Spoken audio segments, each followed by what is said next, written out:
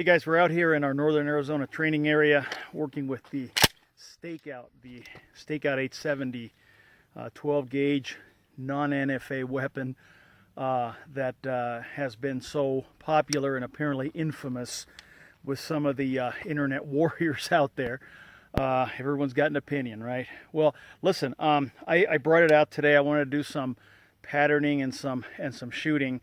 I want to show you the results of this. Patterning is kind of a tedious thing, so I didn't want to film every single segment, but we shot at 3, 5, 7, and 10 yards. I think that trying to use something like this outside of 10 yards, it's a little ambitious, I think. That's not what it's for.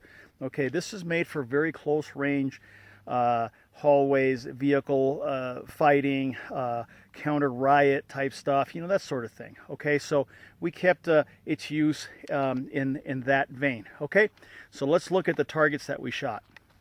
Okay, the first pattern that we're going to talk about is this guy right here. Okay, it's Federal Premium 12 gauge, 2 3/4 buckshot, low recoil, 15 pellets, #1 buck.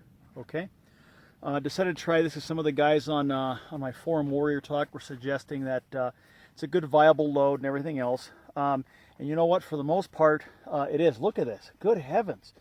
Now, we just pointed in and shot and so on. So at 3 and 5 yards, this is like a fist.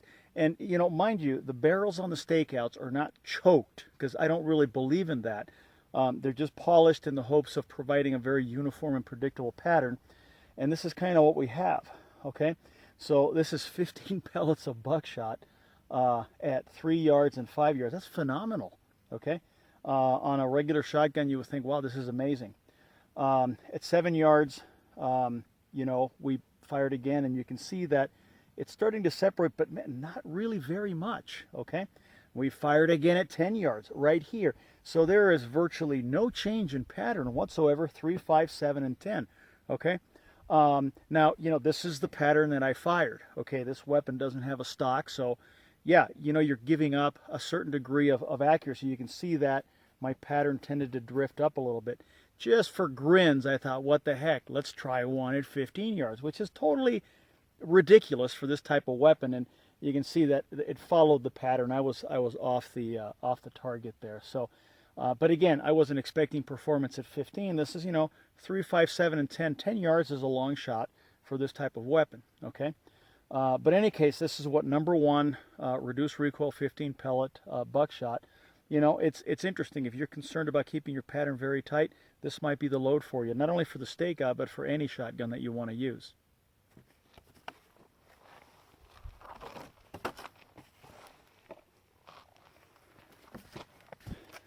Okay, this is the second one that we worked on. This was the load that I originally intended for the Stakeout, thinking back to my days with LA County Sheriffs who used to use #4 buckshot. But in any case, does that get the label? Yeah, this is it right here. Okay, 12 gauge, 2 3/4 buckshot, 34 pellet #1 buck. Okay, wow, 1100 feet per second, copper plated. Okay, and we basically did the same thing. All right, so here we have 3, here we have 5. Now with this, you notice the pattern starts opening up a little bit. Okay, 3, 5, 7 right here, and 10. For some reason, I'm shooting a little bit to the left today. Who knows? Might have done too many pull-ups yesterday. But in any case, this is at 3, 5, 7, and 10. I didn't take any shots at 15 because I thought, okay, this is going to spread out considerably. But nonetheless, probably would have gotten some adequate hits here. Very good, #4 for the platform that we're looking at. I'm still thinking that the #4 34 pellet reduced recoil load is the best ammunition for this particular platform.